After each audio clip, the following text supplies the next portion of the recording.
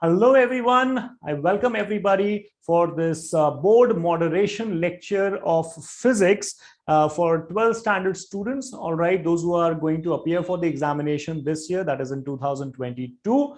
All right, my name is Aman Bhatia, and without any further ado, let us quickly begin with the session. Now students, before I actually begin with the session, I have two important requests from all of you. Number one, sit along with the pen and paper. Okay, a notebook to be very precise. And also the second thing is only write or take the screenshot when I will ask you to. Don't focus on taking the screenshot. Don't focus on writing too much. I think if you will listen to me carefully, that itself will serve the purpose and you will learn a lot of things, a lot of tactics, how to deal with the board examination paper. Another very important thing what I would like to illustrate here itself, okay, and I would like to be very, very clear in the very beginning that when I'm taking the entire session, a lot of times you will feel that we know this information already. This is something which everyone's feel, right? So even if you feel that, I would request you to pay attention to this particular session for the next 45 minutes to 1 hour's time. There are many things which are very minute, very small, but have a lot of importance, which we may neglect, okay, or which we may not know. So today is the opportunity to understand all the things. And I'm sure that if you will give next 45 minutes to 60 minutes for this particular session, you will take back something for you, which will help you in scoring much, much, much better in your board examinations. All right, तो शुरू करते हैं। सबसे पहले अगर हम बात करें हमारे सब्जेक्ट फिजिक्स की, तो जो फिजिक्स का ये जो पेपर है बेटा, ये टोटल जो फिजिक्स का पेपर है ये कितने मार्क्स का होता है हमें पता है। पेपर डिजाइन की अगर हम बात करें तो ये कितने मार्क्स का होता है। ये पेपर जो है वो होता है 100 मार्क्स का। थियरी के हमारे पास यहाँ पे मार्क्स हैं 70 और प्रैक्टिकल के लिए हमारे पास कितने मार्क्स हैं। प्रैक्टिकल के लिए हमारे पास यहाँ पे मार्क्स हैं 30। ओके, बहुत बहुत बहुत इंपॉर्टेंट सी चीज है ये, ठीक है। अब तुम बोलोगे सर ये तो हमको पता ही था, कुछ नई बात तो बताओ। तो बेटा जैसे मैंने बताया, तुम्हें लगेगा कि हमें बहुत सारी चीजें पता है, ठीक है, लेकिन तुम्हें शायद ये नहीं पता है कि अब मैं नेक्स्ट प्रैक्टिकल्स के बारे में डिस्कस करने वाला हूं। मैं खाली ये नहीं बोल रहा हूं कि प्रैक्टिकल 30 मार्क्स का है, बट मैं तुम्हें ये बताने वाला हूं कि प्रैक्टिकल में तुम्हारे साथ होने क्या वाला है।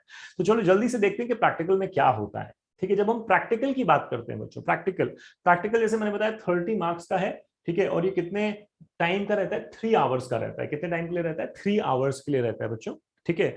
और इन 3 घंटों में तुम्हें क्या क्या करना है, तो तुम्हें एक लॉन्ग एक्सपेरिमेंट करना है। लॉन्ग एक्सपेरिमेंट का मतलब है वो 1.5 घंटे का होता है, जिसके लिए 10 मार्क्स दिए जाते हैं, ठीक है। उसके साथ साथ तुम्हें एक शॉर्ट एक्सपेरिमेंट करना है उसके बाद, जो 45 मिनट्स के लिए होता है, जिसके लिए तुम्हें 5 मार्क्स मिलते हैं, ठीक है। और क्या करते हैं, और उसके बाद एक एक्टिविटी की जाती है। एक्टिविटी होती है 30 मिनट्स की, जिसके लिए वापस से कितने मार्क्स मिलते हैं बेटा, 5 मार्क्स मिलते हैं, ठीक है। उसके बाद तुम्हारा वाइवा कंडक्ट होता है। वाइवा के लिए और 15 मिनट लगते हैं। वाइवा मतलब क्वेश्चन आंसर राउंड, जिसके लिए फिर से तुम्हें कितने मार्क्स मिलते हैं, 5 मार्क्स मिलते हैं बेटा, राइट। उसके बाद लास्ट में हमारा जर्नल सर्टिफिकेशन होता है। जो भी टाइम बच गया है उसमें तुम्हारा जर्नल करेक्शन रहता है, जर्नल का सर्टिफिकेशन रहता है, और उसके लिए तुम्हें मिलते हैं 5 मार्क्स। तो इस तरह से तुम्हारे जो पूरे 30 मार्क्स हैं वो यहाँ पर डिवाइड हो जाते हैं, ठीक है। तो ये जो 30 है, ये तो बात होगी कि हम 3 घंटे में क्या क्या करने वाले हैं। जिस दिन हमारा प्रैक्टिकल होगा उस दिन क्या क्या होगा, तो उस दिन होगा एक लॉन्ग एक्सपेरिमेंट, एक शॉर्ट एक्सपेरिमेंट, एक एक्टिविटी, और फिर viva followed by our journal certification. यही नहीं, अब मैं तुम्हें बताने वाला हूं कि ये जो लॉन्ग एक्सपेरिमेंट और शॉर्ट एक्सपेरिमेंट और ये जो एक्टिविटी वगैरह है, उसमें मार्क्स का डिस्ट्रीब्यूशन कैसा होता है। बहुत इंपॉर्टेंट है मार्क्स डिस्ट्रीब्यूशन। देखो ये something which you would like to understand this, ठीक है।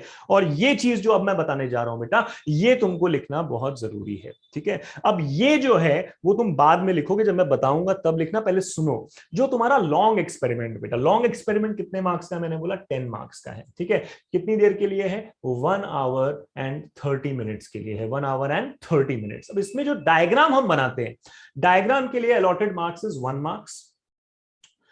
अपैरेटस को सेट करने के लिए, जो भी अपैरेटस है या फिर सर्किट है, ठीक है, जो भी हमें एक्सपेरिमेंट आया है उसको सेटअप करने के लिए हमें कितने मार्क्स मिलते हैं, 1 मार्क्स मिलते हैं। फॉर्मूला ठीक है, जो भी हम एक्सपेरिमेंट हमें आया उसका जो फॉर्मूला है, उसका जो एक्सप्लेनेशन है, वो लिखने के लिए हमें 1 मार्क्स मिलते हैं। तो इस तरह से 10 में से 3 मार्क्स जो है वो यहां पर दिए जाते हैं। 1 mark diagram, 1 mark setting of the apparatus and 1 mark for the formula. The next is the big thing, to write down the observations और the recordings, to take down and to perform the practical which is given to you. You get 3 marks. Alright, 3 marks यहां पे दिए जाते हैं इस long experiment के।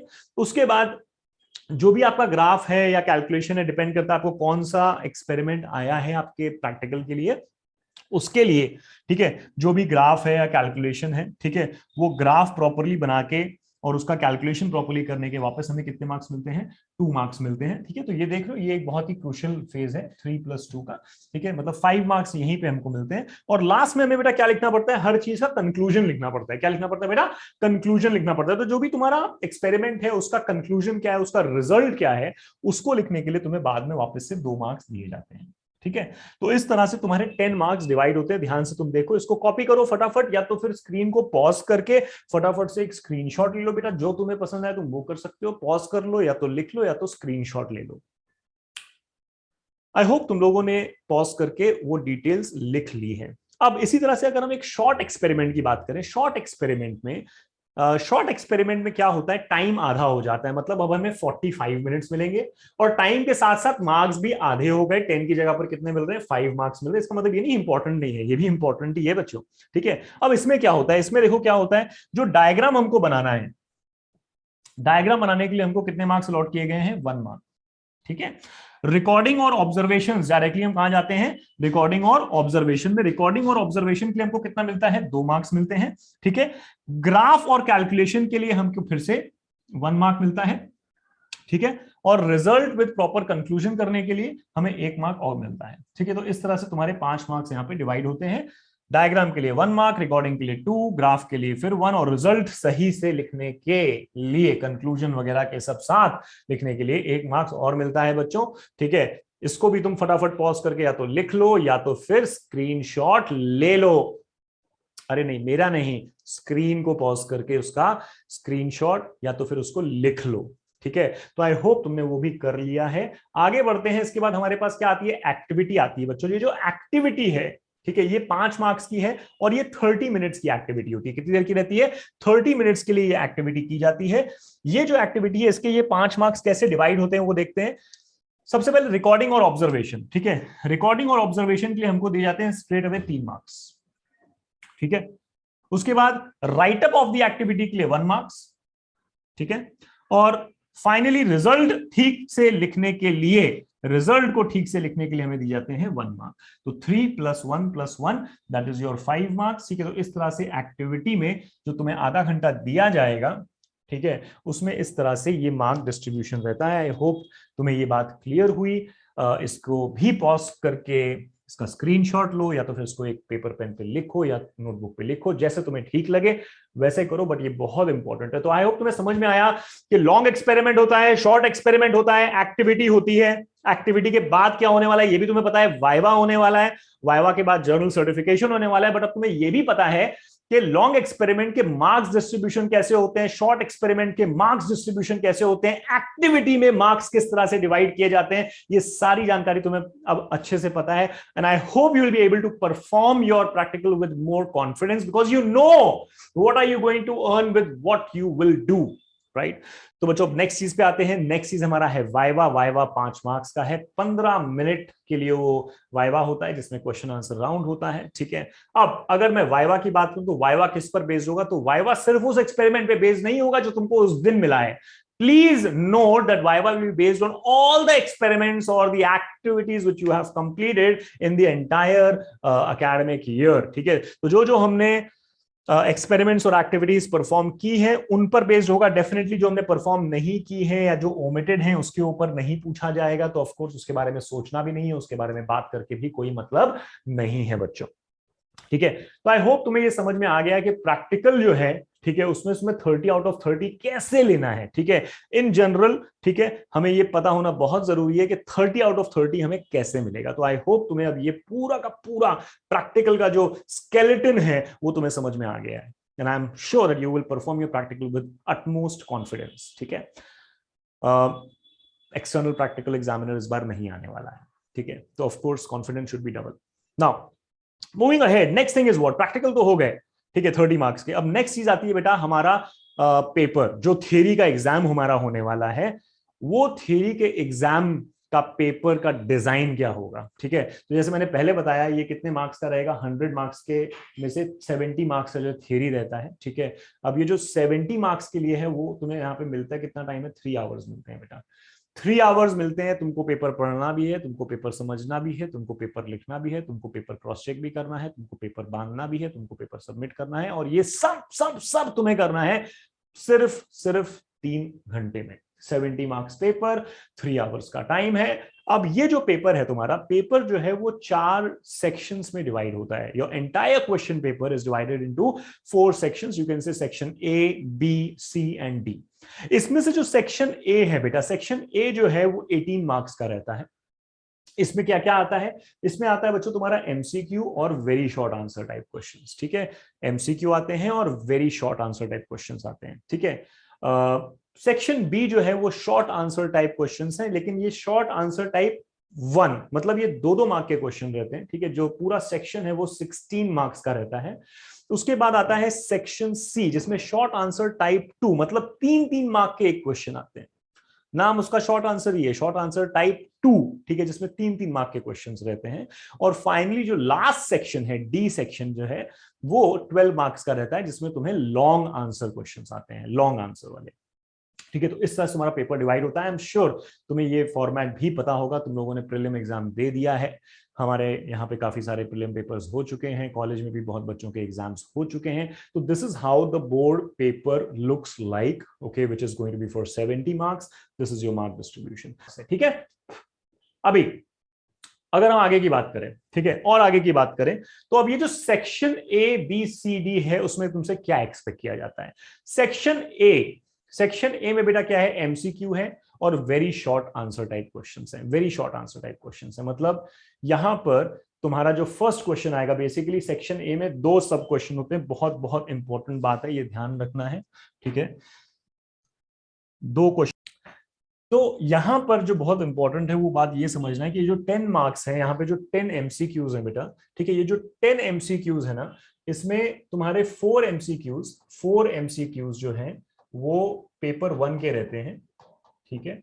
मतलब जो first half of the book है, फर्स्ट हाफ तो नहीं बोलूंगा, बट जो पेपर 1 के क्लासिकल फिजिक्स वगैरह सब्जेक्ट है, ठीक है। और जो 6 एमसीक्यूज नीचे वाले हैं, ठीक है ना, जो 6 एमसीक्यूज नीचे वाले हैं, ठीक है, वो जो रहते हैं बेटा वो पेपर 2 रहता है। मतलब ऑप्टिक्स, इलेक्ट्रोमैग्नेटिज्म, सेमीकंडक्टर, इन सब के रहते हैं, ठीक है। तो ये बात ध्यान रखना, ये 10 मार्क का है यहाँ पे, ठीक है, 10 एमसीक्यूज आते हैं। अच्छा, इनमें भी ध्यान रखो कि 7 जो है वो थियरी के रहते हैं और 3 न्यूमेरिकल रहते हैं। 7 थियरी क्वेश्चंस रहेंगे बेटा और 3 न्यूमेरिकल्स रहेंगे, ठीक है, मतलब प्रॉब्लम्स रहेंगे।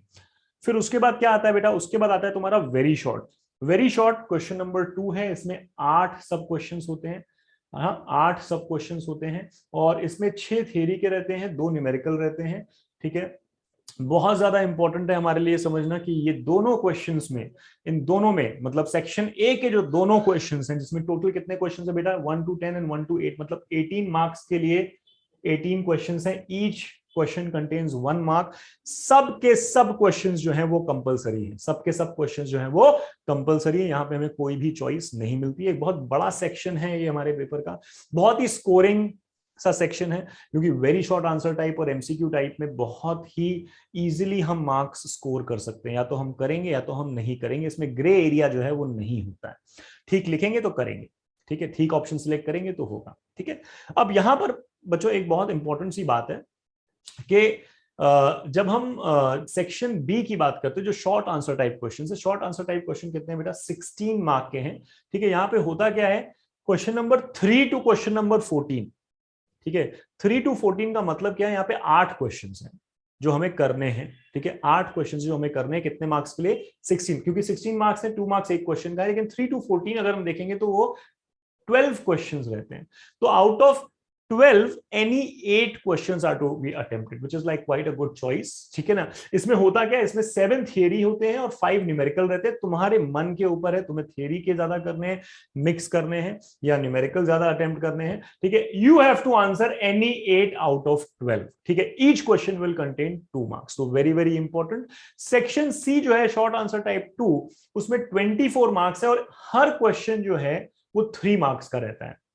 Question number 15 to 26, question number 15 to 26 बेटा ये हर क्वेश्चन 3 मार्क्स का रहता है, ठीक है। इसमें भी तुमको सिर्फ 8 ही क्वेश्चन करने होते हैं, any 8 out of 12 questions. Again यहाँ पर 7 थियरी क्वेश्चंस हैं और 5 न्यूमेरिकल्स रहते हैं, ठीक है। Choice is again yours, how you have practised, if you have practised well for theory और फॉर न्यूमेरिकल और for whatsoever, this is going to be your section B and section C. Last but not the least comes your section D. Section D is long answer type question, 12 marks का paper, 12 marks इस question को allot किए गए हैं, ठीक है। इसमें कितने क्वेश्चन हैं, 27 to 31 है, 4 मार्क्स का ईच क्वेश्चन है, ठीक है। तो 12 मार्क्स का सेक्शन है, 4 मार्क्स का ईच क्वेश्चन है, 27 to 31, मतलब हमें 3 क्वेश्चन करने हैं आउट ऑफ एनी 5। यहां पर भी चॉइसेस है, मतलब बहुत सारे चॉइसेस रहते हैं। मतलब बोर्ड का जो पेपर है बेटा वो इतना डिफिकल्ट भी नहीं होता है, ठीक है, अगर हमने उसको स्ट्रैटेजी के साथ पढ़ा, जो मैं भी आगे बताने वाला हूं, ठीक है। बने रहो लास्ट तक इस सेशन के, ठीक है, जो मैं आगे बताने वाला हूं बहुत इंपॉर्टेंट है। तो अगर हमने स्ट्रैटेजिकली पढ़ा तो डेफिनेटली जो पेपर है हमारे लिए बहुत ईजी होने वाला है। यहाँ पर हम देख रहे हो, मैं तुम्हें ये भी बता रहा हूँ कि 3 क्वेश्चन में से जो मतलब जो क्वेश्चन है कितने, 5, उसमें से 3 क्वेश्चन ऐसे होते हैं जिसमें 2 मार्क का थियरी है और 2 मार्क का न्यूमेरिकल है। इतना डिटेल, इतना क्रूशियल इंफॉर्मेशन मैं तुम्हें दे रहा हूं, ठीक है, क्यों, ताकि तुम इसको समझ के अच्छे से स्कोर कर पाओ। Alright, moving ahead with my guidance lecture for you all, ठीक है, स्पेशली तुम लोग के लिए बना रहा हूं, ठीक है। तो ध्यान से देखो, अब अगर हम बात करें तो हमारे पास जो क्वेश्चंस हैं, ठीक है, वो किस तरह के आते हैं, मतलब टाइप ऑफ क्वेश्चंस कैसे रहते हैं, उनके वेटेज कैसे रहते हैं। तो बेटा टोटल वेटेज विद ऑप्शन, ठीक है, जो जो थियरी के जो 70 मार्क्स के क्वेश्चन है जो 3 घंटे में हमें करने हैं, वो विद ऑप्शन जो है वो नॉलेज बेस्ड क्वेश्चन जो है वो 29 मार्क्स के आते हैं, जिसमें होता है तुम्हारा डेफिनेशन, जिसमें होता है तुम्हारे लॉज। ये सब मैंने अपने रेगुलर मीटिंग्स में भी तुम लोगों को बताया है कि how to divide any topic of physics specially, ठीक है। तो डेफिनेशन, लॉज, ठीक है, फिर तुम्हारे distinguish between characteristics, short notes, ये जो सारी चीजें हैं ये तुम्हारे नॉलेज बेस्ड क्वेश्चंस में आती हैं। 29 मार्क्स रहता है, मतलब 30% of the paper will be based on the knowledge depending upon all these things. Understanding based जो है वो 50% है, बहुत ज्यादा है। आधा पेपर 49 मार्क्स, याद है मैंने बोला था, ठीक है, आधा पेपर जो है वो अंडरस्टैंडिंग के ऊपर होता है हमारा। तुम लोग आधा पेपर मतलब 70 मार्क्स लिख रहे हैं, 49 हो रहा है, तो बेटा 70 मार्क्स का तो तुम्हारा पेपर है जो तुम्हें अटेम्प्ट करना है। एक्चुअल पेपर बनेगा कितने का, फिर से बता रहा हूं, 98 मार्क्स का बनेगा। तो ये जो 98 मार्क्स हैं उसमें से 50% मतलब 49 मार्क्स जो है वो तुम्हारे अंडरस्टैंडिंग बेस्ड, मतलब क्या होता है उसमें, क्वेश्चंस जिसमें एक्सप्लेनेशंस होती हैं, थियोरेटिकल क्वेश्चंस जिसमें एक्सप्लेनेशंस होते हैं, ठीक है, वो जो है वो आते हैं तुम्हारे अंडरस्टैंडिंग बेस्ड क्वेश्चंस में। और एप्लीकेशन एंड स्किल बेस्ड जो है वो 20 मार्क्स रहता है और 20% भी रहता है, ठीक है। तो ये जो 20 मार्क्स या फिर 20% का ये जो पेपर है तुम्हारा, ठीक है, ये एप्लीकेशन एंड स्किल बेस्ड रहता है, मतलब जिसमें डेरिवेशंस आ गए, न्यूमेरिकल्स आ गए, डायग्राम्स आ गए। बेसिकली स्किल बेस्ड में क्या आ गए, तुम्हारे डायग्राम्स आ गए। डायग्राम्स वगैरह को बहुत अच्छे से हमें देख के जाना है, जो भी डायग्राम्स हमारे पास फिजिक्स में है, ठीक है। तो ये जो है वो पेपर जो रहता है वो कुछ इस तरह का बना रहता है। देख रहे हैं, अगर यहाँ पे हम देखेंगे तो अंडरस्टैंडिंग बेस्ड क्वेश्चन का परसेंटेज सबसे ज्यादा है, ठीक है। और बात करते हैं total weightage with option based on the difficulty level. Sir paper कैसा आएगा, डिफिकल्ट आएगा, इजी आएगा, है ना, मॉडरेट आएगा। बेटा तो सबसे पहले तो ये समझो कि इजी और डिफिकल्ट ये बहुत ही मतलब एक रिलेटिव क्वांटिटी है, ठीक है। ये हमारे प्रिपरेशन के ऊपर डिपेंड करता है ना। जिसका प्रिपरेशन अच्छा है उसके लिए सब इजी है, और जिसका प्रिपरेशन ठीक नहीं है उसके लिए सब डिफिकल्ट है। लेकिन फिर भी अगर हम एक एवरेज आउट करें कि range of students who are going to appear for the paper and उनके प्रिपरेशंस की बात करें, तो उनके हिसाब से अगर हम देखें, ठीक है, तो जो पेपर है वो 3 पार्ट्स में डिवाइड कर सकते हैं, इजी, डिफिकल्ट, वेरी डिफिकल्ट या medium difficult and very difficult. ठीक है, तो 20 मार्क्स का जो पेपर है ना बेटा वो इजी रहता है, मतलब 30% मार्क्स का तो डेफिनेटली इजी ही रहता है ना। ये बहुत एक अच्छी न्यूज है, बहुत लोग खुश हो गए होंगे इसको समझ के कि कम से कम 30% तो आ ही जाएंगे। ठीक है, but that is not enough to score. Please understand that you have to score good in your theory exams separately and your practicals separately. You have to pass separately in your theory exams also. Okay, तो easy रहता है, 29 marks achievable है, again with options बता रहा हूं। ठीक है, 30% paper जो है वो इजी रहता है, एवरेज रहता है 50%। और खुश हो गए होंगे बच्चे, है ना, मतलब 80% पेपर जो है हमारा वो एवरेज टू इजी ही रहने वाला है। तो अगर हमने अभी भी मेहनत करके अच्छे से दिन रात मेहनत की तो चांसेस हैं, जो मैं आगे बताने वाला हूं स्ट्रैटेजी के साथ कैसे अगर हम प्रिपेयर करें तो 80% लाने के चांसेस अभी भी बरकरार हैं बच्चों। ठीक है, इजी और एवरेज जो है वो 29, 49, 30 एंड 50% जो है उसके डेफिनेटली बाद वाला जो 20 मार्क है या जो 20% रह जाता है वो डिफिकल्ट है बेटा। ठीक है, ये जो है ये थोड़ा डिफिकल्ट वाला पार्ट है। डिफिकल्ट जो जो आई कैन से जो 100 आउट ऑफ 100 के लिए टारगेट कर रहे हैं, है ना, या 90 अप के लिए टारगेट कर रहे हैं, उनके लिए फिर ये सेक्शन भी बहुत इंपॉर्टेंट है। ठीक है, तो इस तरह का कुछ हमारा पेपर का जो है डिफिकल्टी लेवल रहता है। 29 मार्क्स जो 30% है वो इजी रहता है, 20% बहुत डिफिकल्ट रहता है, और 50% जो है बच्चों वो एक एवरेज मॉडरेट डिफिकल्टी वाला पेपर रहता है। आई होप तुम्हें ये सारी बातें important लग रही हैं, और I am sure this will help you when you are giving your exam. It will make you more confident, it will make you more prepared for what you are going to give on the big day of the physics examination. So guys, please and तक इस session को सुनते रहो और चीजों को लिखते रहो, जहां पर भी लगे ये इंपॉर्टेंट है वो लिख लो। ठीक है, आगे अगर हम देखें, ठीक है, और डिटेल में अगर हम थोड़ा बात करें तो चैप्टर का बच्चों वेटेज कैसा है। ठीक है, चैप्टर के वेटेज कैसे, तो वेटेज ऑफ कोर्स मैं विदाउट ऑप्शन और विद ऑप्शन दोनों वेटेजेस मैं बता रहा हूं, और कुछ इंपॉर्टेंट बताना चाहता हूं वहां पर, वो भी देखो। तो अगर हम चैप्टर मार्क्स और मार्क्स विद ऑप्शन देखें, मतलब ये विद ऑप्शन वाले मार्क्स हैं, ठीक है, तो उसमें सबसे पहले क्या बेटा, रोटेशनल डायनामिक्स है। रोटेशनल डायनामिक्स में 5 मार्क्स है, you know, which you can attempt, and with option if your preparation is there then 7 marks is what you can get. Mechanical properties of fluids में बेटा 5 मार्क्स हैं, और again उसको with option देखेंगे तो 7 marks हैं बच्चों। ठीक है, उसके बाद कहा जाता है हमारा kinetic theory of gases. Kinetic theory of gases again it's a big topic, again it has 7 marks. Are you seeing all these topics in the beginning are 7 marks each. Thermodynamics, thermodynamics भी 7 marks का है, बहुत सारी चीजें इसमें omitted भी हैं। ठीक है, ऑसिलेशंस, ऑसिलेशंस जो है बेटा वो विद ऑप्शन 5 मार्क का है, और विदाउट ऑप्शन देखेंगे तो 4 मार्क्स का है ऑसिलेशन। ठीक है, superposition of wave, superposition of wave, oscillation, superposition of wave, ये एक तरीके से देखो मिलते जुलते कॉन्सेप्ट्स हैं। अगर मैं एक्चुअली देखूं तो 8 मार्क्स हैं मिलाकर। ठीक है, क्योंकि जो हम ऑसिलेशन में पढ़ रहे हैं उसी की तरीके से वेव फॉर्मेशन, इक्वेशंस, ये सब चीजें हम सुपरपोजिशन ऑफ वेव्स में भी यूज करते हैं।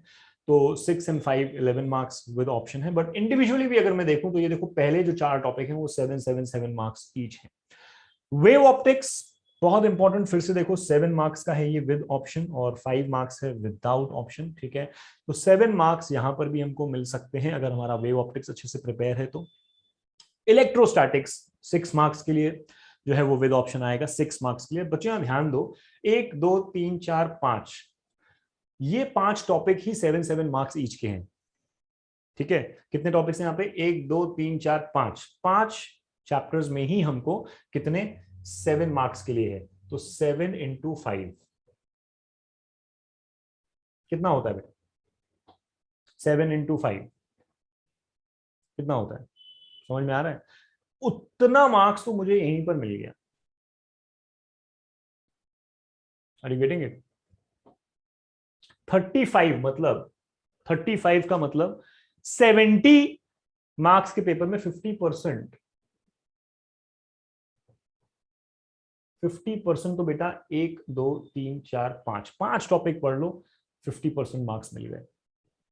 देखो मार्क्स जो है ना बेटा, मार्क्स जो है वो किसी भी चैप्टर को कम इंपॉर्टेंट नहीं बनाते, हर चैप्टर का अपना इंपॉर्टेंस है, हर कॉन्सेप्ट का अपना इंपॉर्टेंस है, डिपेंडिंग अपॉन उसमें कितना हमको ज्यादा कंटेंट है, कितने ज्यादा वेरिएशंस हैं, कितने तरह के हम क्वेश्चन पूछ सकते हैं, उसके ऊपर ये सारे वेटेजेस डिपेंड करते हैं। ठीक है, तो आउट ऑफ द 16 टॉपिक्स अगर हमने ये 5 टॉपिक भी अच्छे से किए तो भी थोड़ा बहुत गलती गलती होकर भी 45% मार्क्स तो हमारे यहाँ पे पक्का, मतलब एक 30 डिसेंट मार्क्स तो आ ही सकता है।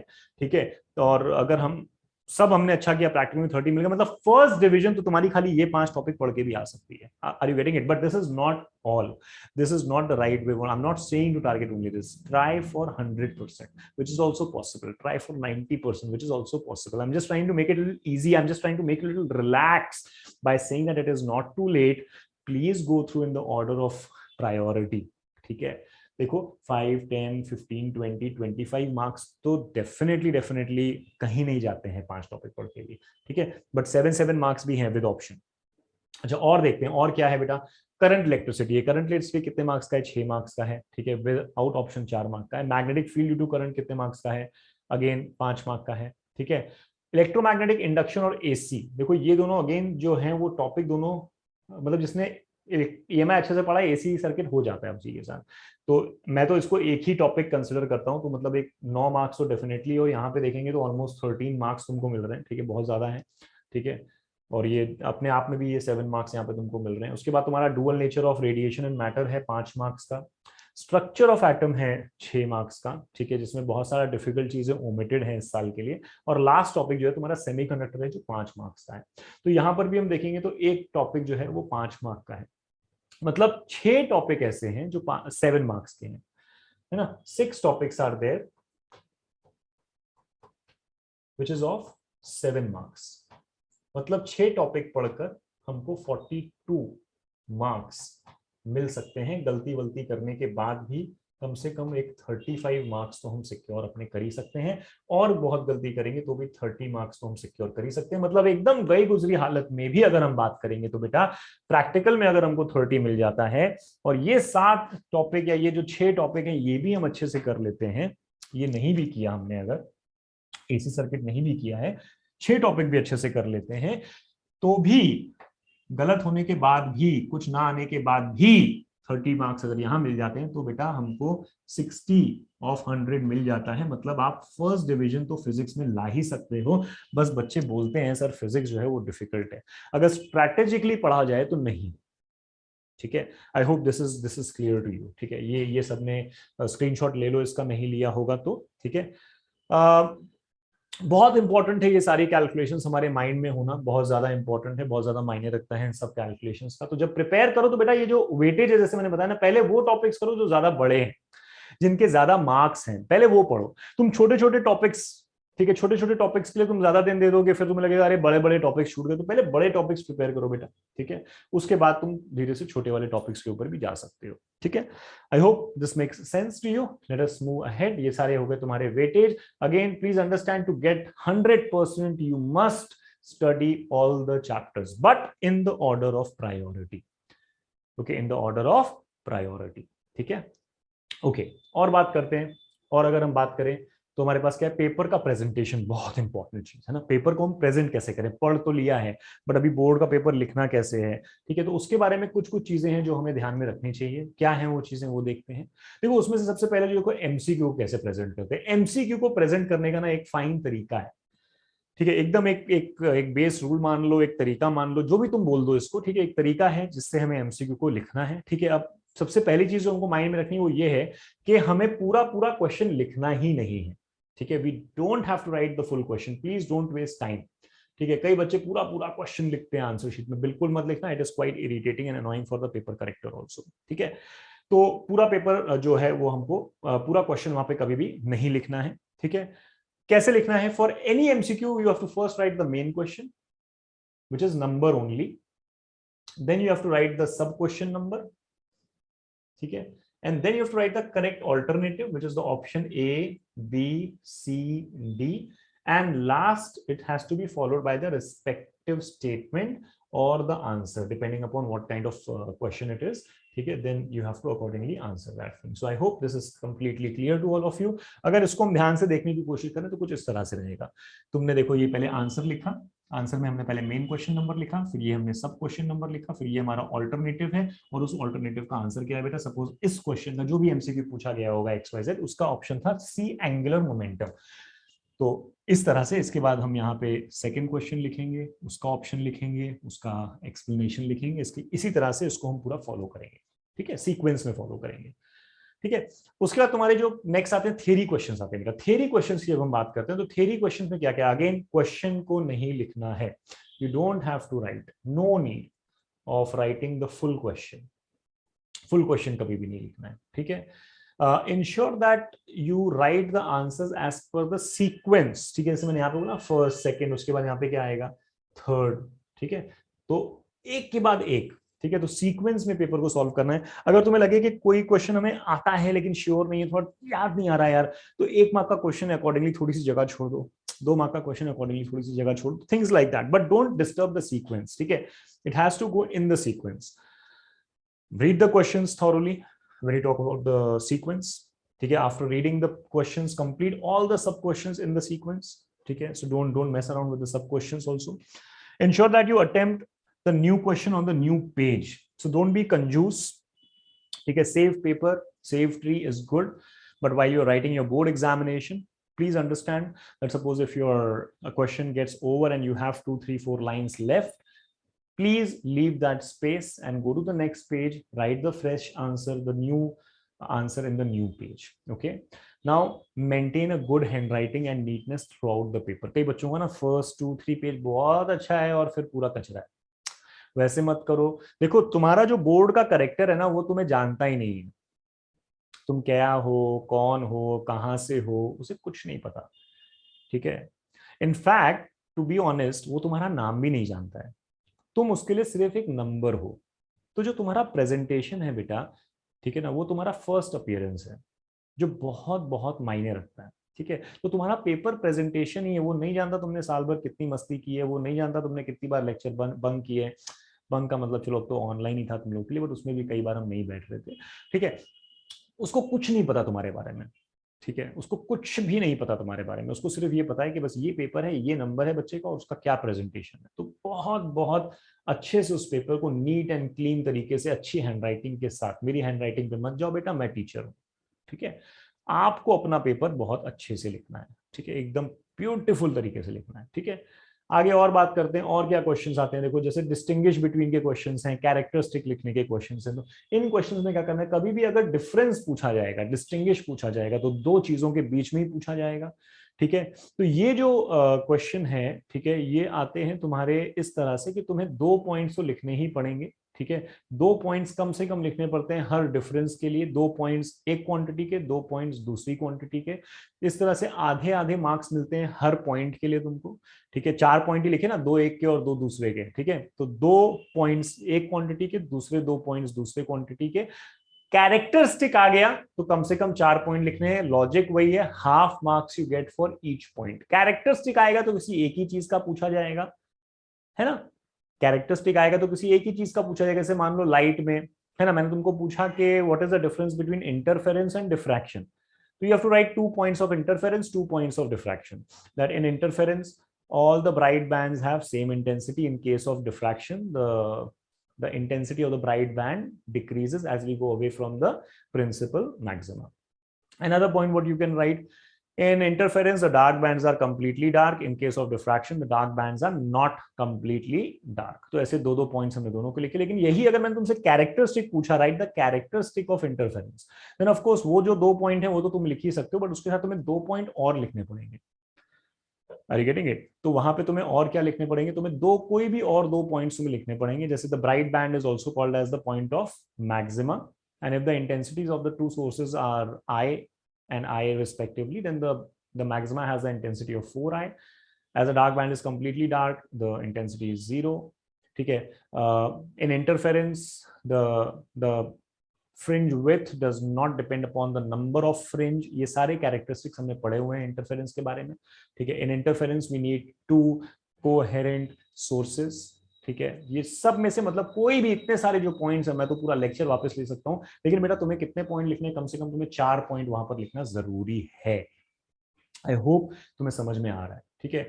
इसके अलावा क्या न्यूमेरिकल आएगा, तो न्यूमेरिकल बहुत इंपॉर्टेंट है। न्यूमेरिकल में जब भी सॉल्व करता हूँ, फिर लास्ट लेक्चर भी जब मैं कर रहा था तुम लोग के साथ, तो मैंने तुम लोग के साथ न्यूमेरिकल प्रैक्टिस किए थे, ठीक है। Follow the proper order, data लिखो अलग से, क्या फाइंड करना है लिखो, उसका सॉल्यूशन बनाओ अच्छे से, सॉल्यूशन के बाद लास्ट में उसका फाइनल आंसर लिखो, statement with the proper unit, ठीक है। सॉल्यूशन बहुत इंपॉर्टेंट है, सॉल्यूशन में तुम्हें फॉर्मूला लिखना है, कैलकुलेशन शो करना है, ये सब चीजें ध्यान रखो, ठीक है। जो भी कैलकुलेशन है, लॉग कैलकुलेशन है या नॉर्मल मैथमेटिकल कैलकुलेशन है, वो सारा सॉल्यूशन का मेन पार्ट ही होता है, और राइट हैंड साइड पे ही होना चाहिए, रफ वर्क में नहीं होना चाहिए, पीछे नहीं होना चाहिए, वो राइट हैंड साइड पे ही मेन पार्ट में ही होना चाहिए, ठीक है।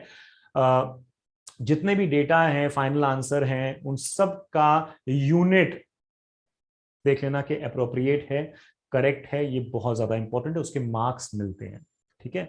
तो इस तरह से तुमको जो है वो न्यूमेरिकल के लिए मार्किंग जो है वो इस तरह से की जाती है, हर सेक्शन के अपने मार्क्स हैं, डेटा लिखने का अपना मार्क्स, तुम खाली डेटा लिख के आ जाओ तुम्हें कुछ मार्क्स मिल जाएंगे, आप समझ आ रहे है ना।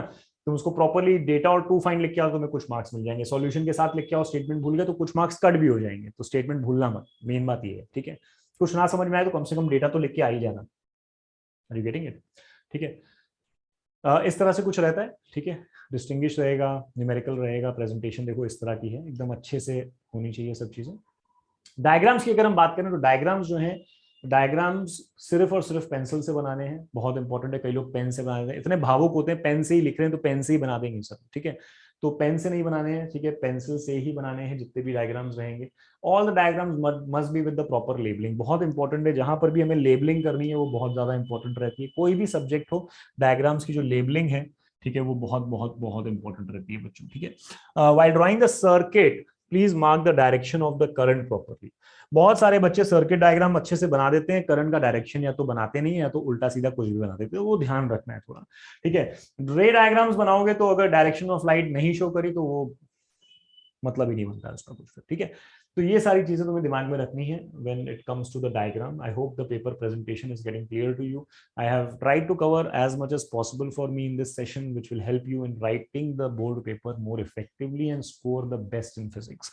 अगेन अगर हम बात कर रहे हैं तो अभी तक में समझ में आया होगा क्या स्ट्रैटेजी से हम कैसे प्रिपेयर कर रहे हैं, कैसे बेस्ट ऑफ स्कोर हम ला सकते हैं, कम टाइम में भी एक फर्स्ट डिवीजन लाना तो बहुत ईजी है, डिस्टिंक्शन तक भी हम पहुंच सकते हैं। 100% लाना हमेशा चैलेंजिंग होता है, बट डेफिनेटली अच्छा स्कोर लेके आना इतना डिफिकल्ट नहीं है फिजिक्स में, ठीक है। आगे देखो अगर हम बात करते हैं तो बहुत इंपॉर्टेंट है सर टाइम मैनेजमेंट, टाइम कैसे मैनेज किया जाए, बहुत इंपॉर्टेंट है टाइम मैनेज। सर पेपर ही नहीं खत्म होगा, देखो कैसे नहीं होगा देखते हैं, ठीक है। तो जब हम टाइम मैनेज की बात करते हैं तो देखो तुम्हारे पास 70 मार्क्स का पेपर है, टोटल टाइम तुम्हारे पास है 180 मिनट्स, तो अप्रोक्सीमेटली अगर हम देखेंगे तो तुम्हारे पास 2.5 मिनट है ना, ये सब मिनट्स में कैलकुलेशन है, ठीक है। 180 मिनट्स है तो 2.5 मिनट तुम्हारे पास हर मार्क्स को है ना। फर्स्ट सेक्शन जो है 1 mark, second section 2 mark, third section 3 mark, then 4 mark, like that.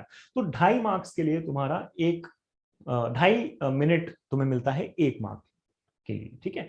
अब ध्यान से देखो एमसीक्यू में बेटा, एमसीक्यू ठीक है कितने मार्क्स का है, 1 मार्क का। एक क्वेश्चन को हम कितना टाइम दे रहे हैं, एक क्वेश्चन को हम कितना टाइम दे रहे हैं, एक क्वेश्चन को हम दे रहे हैं 2.5 मिनट, ठीक है, 1 मार्क्स को दे रहे हैं, ठीक है। तो ये जो 1 मार्क का है उसके लिए हम 2.5 मिनट देते हैं। ऐसे कितने क्वेश्चन है, 10 क्वेश्चन है, मतलब तुम्हें कितना टाइम मिल रहा है, 25 मिनट मिल रहा है। बेटा 25 मिनट तुम्हें लेने ही नहीं है, सबसे पहले ये ध्यान रखना, 25 मिनट तो लगते ही है फिजिक्स के सारे एमसीक्यू करने के लिए। कुछ तो डायरेक्ट भी होंगे, ठीक है, न्यूमेरिकल्स भी हैं उसमें, लेकिन थियरी वाले तो एकदम पढ़ के आने चाहिए, उतना तो प्रिपरेशन रखो कम से कम, ठीक है। तो ये तुम्हें जो पहला सेक्शन है बेटा एमसीक्यू का, ये तुम्हें कम से कम 20 मिनट में ही खत्म करना है। ये बहुत इंपॉर्टेंट है, बता रहा हूं, इसी तरह से प्रैक्टिस करो आगे के पेपर्स, ठीक है। तो यहाँ पे कम से कम हमें कितना टाइम सेव करने को मिलेगा, 5 मिनट यहाँ पे हमारे सेव होते हैं, ठीक है। उसके बाद तुम्हारे आते हैं वेरी शॉर्ट। वेरी शॉर्ट जो है वो अगेन 1 मार्क्स के हैं, 2.5 मिनट है हमारे पास हर 1 मार्क के लिए। तो 8 क्वेश्चन है, तो उसके हिसाब से हमें टोटल टाइम कितना मिलता है, 20 मिनट्स। मान लो ये लिखना है, थियरी है, तुमने पूरा का पूरा टाइम यूज कर लिया, कोई तकलीफ नहीं है, कोई टेंशन नहीं है, यहाँ पे कुछ नहीं मिल रहा है, no time is saved, it is completely fine, ठीक है, कोई घबराने वाली बात नहीं है। शॉर्ट आंसर क्वेश्चन जो है बेटा 2 मार्क्स के क्वेश्चन है, ठीक है, मतलब हर एक क्वेश्चन के लिए हमें कितना टाइम मिलेगा, 5 मिनट मिलेंगे ना, 2.5 मिनट मिलते हैं 1 मार्क्स के लिए, तो 2 मार्क के लिए 5 मिलते हैं। ट्रस्ट में 5 मिनट नहीं लगता है बच्चों, अगर तुम्हारा प्रिपरेशन है, अगर तुम्हारा प्रिपरेशन है तो तुम्हें 5 मिनट नहीं लगेगा। प्रैक्टिस प्रैक्टिस करो, लिखो, ठीक है, अगर नहीं लिखोगे ना तो डेफिनेटली कोई टाइम का हिसाब किताब ही नहीं है। बट अगर तुमने प्रैक्टिस किया तो 5 मिनट नहीं मिलने हैं तुमको, 5 मिनट लगना ही नहीं है। ठीक है, ऐसे कितने क्वेश्चन लिखने हैं, 8 क्वेश्चन है, मतलब 40 मिनट्स है। हमें कैसे भी करके ये 32 मिनट्स में बेटा खत्म करना है। 32 मिनट्स में खत्म करेंगे तब जाके हमारा 8 मिनट यहाँ पे सेव होता है। बहुत क्रूशियल है। मैं ज्यादा टाइम नहीं तुम्हारा कम कर रहा हूँ। 5 मिनट मिल रहे थे, मैं तुम्हें 4 मिनट बोल रहा हूँ। मैं बोल रहा हूं खाली 1 मिनट बचाओ हर क्वेश्चन में। 1 मिनट बचाने से हमारे 8 मिनट यहाँ पे बच जाते हैं।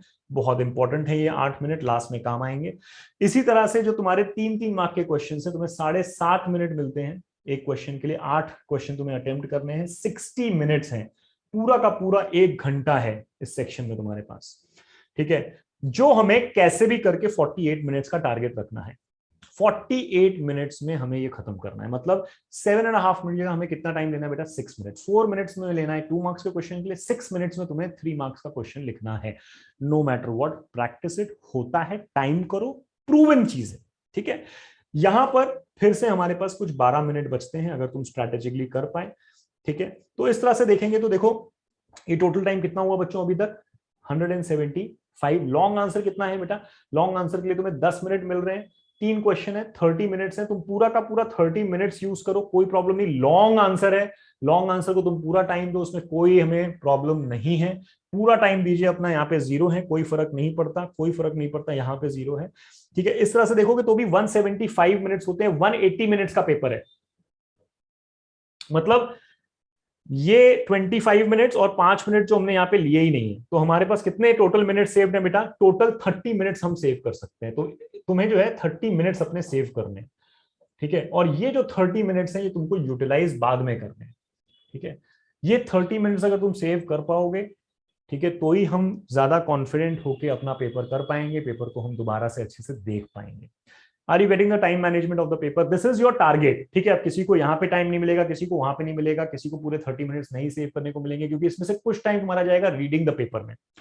क्वेश्चन को पढ़ना भी तो है ना बेटा, तो क्वेश्चन पढ़ने में, समझने में एक मान लो कुछ 10 मिनट निकल जाते हैं और ठीक है, 10 minutes for reading whenever you are attempting the question। ज्यादा टाइम वेस्ट मत करना। ऐसा नहीं पहले बैठ के पूरा पेपर पढ़ रहे हैं फिर बाद में अटेम्प्ट करते हुए भी हर एक क्वेश्चन पढ़ रहे हैं, तो उतना टाइम नहीं रहेगा। तो मान लो 10 मिनट जो है तुम्हारे वो रीडिंग के लिए निकल जाते हैं, फिर भी हमारे पास एक 20 इफेक्टिव मिनट्स बचते हैं बेटा। 20 इफेक्टिव मिनट्स है, और ये 20 मिनट तुमसे कोई नहीं छीन सकता। ये 20 मिनट तुमसे कोई नहीं छीन सकता। इस 20-21 मिनट में तुम्हें क्या करना है वो तुम समझ लो, अच्छे से समझ लो। लास्ट 20 मिनट में क्या करना है बच्चों, सबसे पहले देखना कि तुमने सारे क्वेश्चन के नंबर प्रॉपरली लिखे हैं कि नहीं, क्योंकि कभी कभी हम पेपर बहुत अच्छे से करके आते हैं, सब लिख के आते हैं, लेकिन क्वेश्चन नंबर आगे पीछे ऊपर नीचे राइटिंग ऐसी तैसी करके आते हैं। ठीक है, तो उसके लिए बहुत सारे मार्क्स हमारे नहीं दिए जाते। ठीक है, तो ध्यान से देखना कि सारे क्वेश्चन नंबर्स तुमने प्रॉपरली लिखे हैं कि नहीं लिखे हुए हैं। Check whether all the compulsory questions in every section are attempted, है ना। 8 क्वेश्चन है सेकंड और थर्ड सेक्शन में, 3 क्वेश्चन है लास्ट वाले सेक्शन में, और ऊपर में तो कोई चॉइस ही नहीं है, सारे के सारे क्वेश्चन कंपलसरी हैं। 18 के 18 मतलब 37 क्वेश्चन आप दैट। ठीक है, सारे क्वेश्चन तुमने कर लिए हैं, या जितने हमें आते हैं एटलीस्ट। मैं ये नहीं बोल रहा हूँ कि सबने सब कर लिए, बट तुम्हें जितने करने थे वो तुमने सब कर लिए हैं या नहीं किए हैं। सारे एक बार कैलकुलेशंस देख लो थॉरली, कहीं पे कुछ रह तो नहीं गया प्रेजेंटेशन के पॉइंट ऑफ व्यू से, या कुछ तो रह गया। ठीक है, स्टेटमेंट्स प्रॉपर्ली एक और बार चेक कर लो, यूनिट्स एक और बार चेक कर लो, कहीं कुछ मिस तो नहीं हो गया है। ठीक है, देख लो जहां जहां पे तुमने डेरिवेशन में प्रूफ लिखे, तो प्रूफ के हमको रीजन लिखना पड़ता है ना, मतलब सेम साइड सेम एंगल, या अगर कुछ कॉन्ग्रुएंसी प्रूफ किया तो by so and so congruency, things like that. जहां पर भी स्टेटमेंट बेस्ड क्वेश्चंस है, यहाँ पर तुमने डेरिवेशन या कोई प्रूफ किया है, प्रूफ बेस्ड सम के लिए बेसिकली। ठीक है, तो वो देख लो। ठीक है, ये भी देख लो कि सारे यूनिट्स प्रॉपर हैं कि नहीं, है ना, जहां पर भी होने चाहिए। All diagram should be labelled properly, वो चेक कर लो एक बार कि सारे डायग्राम्स में लेबलिंग किया है कि नहीं। ये सारी चीजें हमको आनी चाहिए। ठीक है, check all the extra supplements that whether they are attached properly और नॉट, है ना, बहुत इंपॉर्टेंट है। अगर ये लूज हुआ, हो गया, तो मार्क्स नहीं मिलेगा। ठीक है, ऑल्सो जितने भी तुम एक्स्ट्रा सप्लीमेंट्स लेते हो, ठीक है, वो तुमने मेन पेपर में लिख लिए हैं या नहीं लिखे हैं, बहुत बहुत इंपॉर्टेंट। लास्ट का 20 मिनट बेटा इस तरह से यूटिलाइज करना। तुम देख रहे हो मैं एक एक मिनट का हिसाब तुमको दे रहा हूँ। ठीक है, इससे ज्यादा कुछ नहीं कर सकता। ठीक है, एक एक मिनट का हिसाब दे रहा हूँ, तो इस तरह से तुमको अपने लास्ट 20 मिनट यूज करने हैं बच्चों। आई होप तुम लोग को ये सेशन इफेक्टिव लग रहा है, तुम लोग कुछ तो सीख रहे हो कि क्या करना है, कैसे करना है। और मुझे ये भी लग रहा है, पता नहीं क्यों फीलिंग आ रही है कि तुम लोगों का कॉन्फिडेंस भी थोड़ा थोड़ा बढ़ रहा है ना। तो बच्चों बस खाली स्ट्रेटेजिकली करो, इसके बाद भी कुछ क्वेश्चंस होंगे, please you can ping me on my number and you can ask me, you can come down to your respective centre, probably connect with me, I will help you wherever it need be. ठीक है, but strategy बहुत important है, strategy works at this point. Okay, plan होके पढ़ो, शांति से पढ़ो, panic मत create करो, ठीक है, सिस्टमैटिकली पढ़ो, and I am sure that all of you will at least get first division in your physics. ठीक है, आई am sure that in fact many of you will get at least 75 out of 100, and I'm sure that you all can do it, and I'm confident that you all will do it. Just apply the right strategy.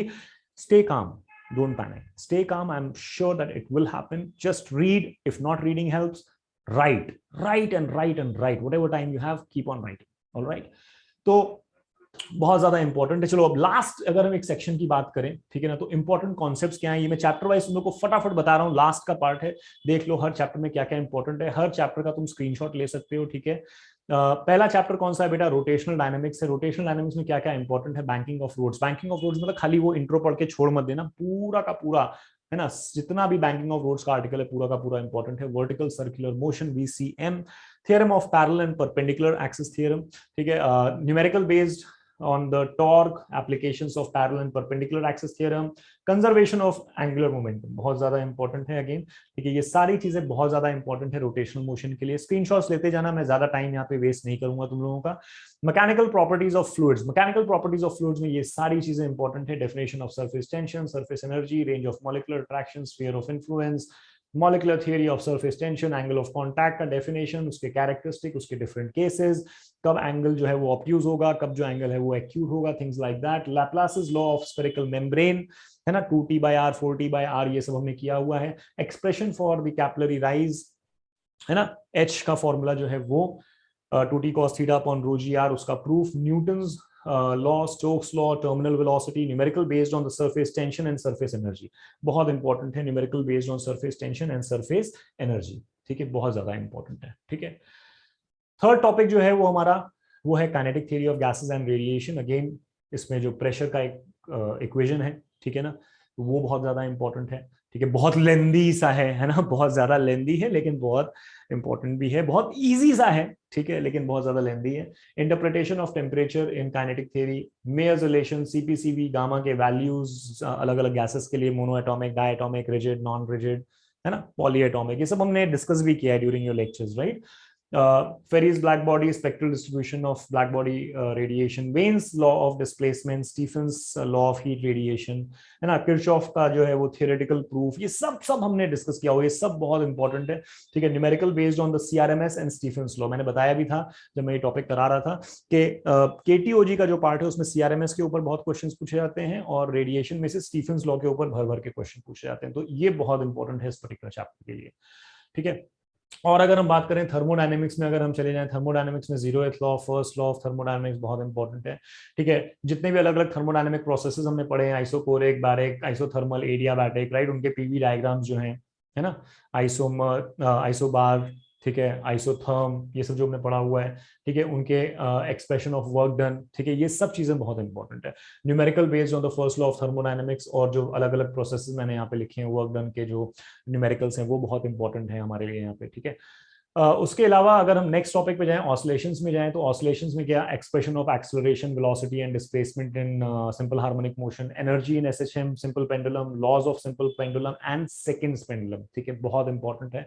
Differential equation of angular SHM, magnet vibrating in a uniform magnetic field, numericals on the equation of SHM, energy in SHM and simple pendulum. तो इसका फटाफट screenshot ले लो, time है नहीं, time कम है, जैसे मैंने बताया है, मैं चाहता हूं कि ये 45 मिनट्स टू 1 आवर जो है वो हम अच्छे से यूज करें। ठीक है, और इसी तरह से अगर हम और आगे देखेंगे तो और आगे क्या बेटा, super position of waves, and next topic कौन सा है, सुपर पोजिशन ऑफ वेव्स है, उसमें ये सारी चीजें बहुत ज्यादा इंपॉर्टेंट है।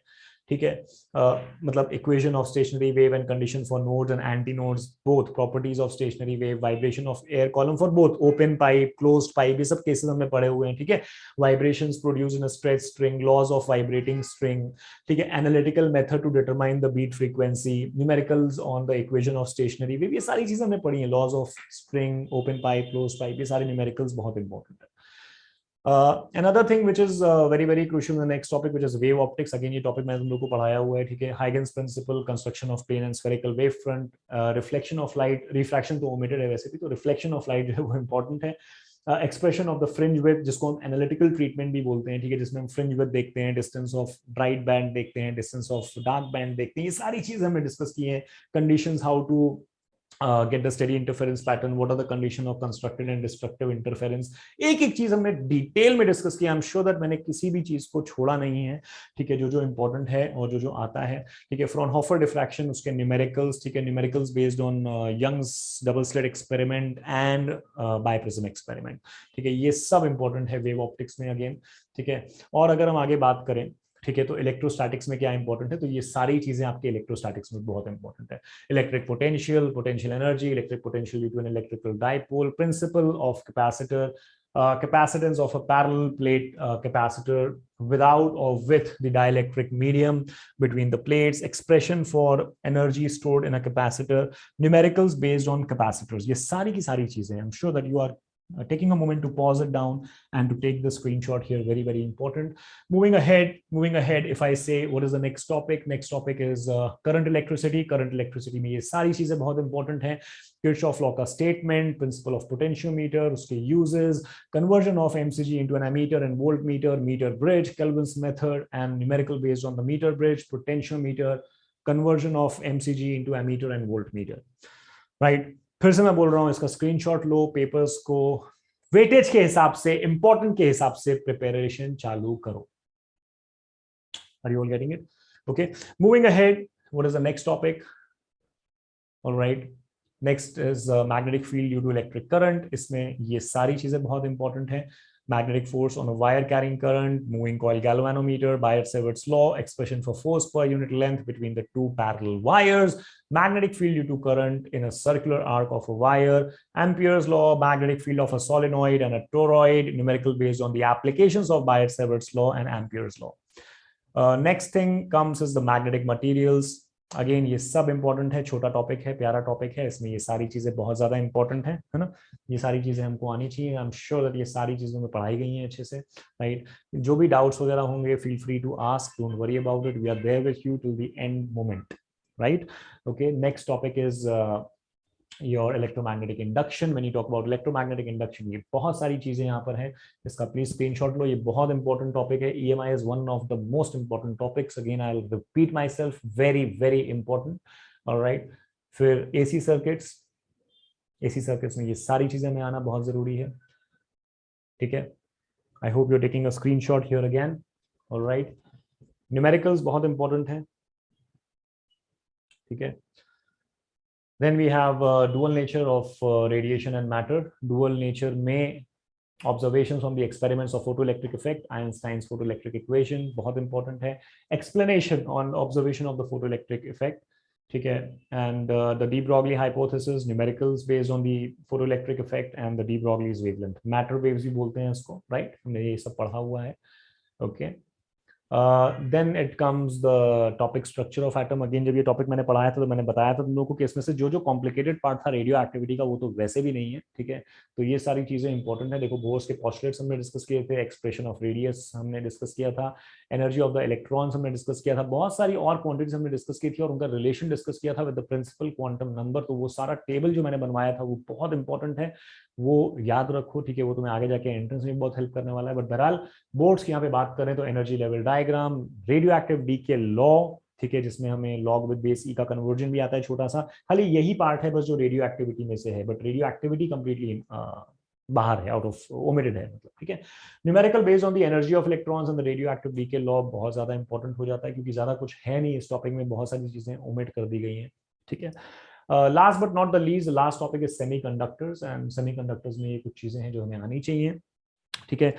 So this is it, students. I hope that you all understood what we have to do, how we have to prepare, how the practicals are going to be, what time is allotted, how the marks distribution was, how the weightage of the topics are decided, how you have to prepare, in what order you have to prepare, how much paper is going to be easy and moderate, how you have to present your paper, and what is all important for your I wish you all the very best. Okay, my best wishes are with you all.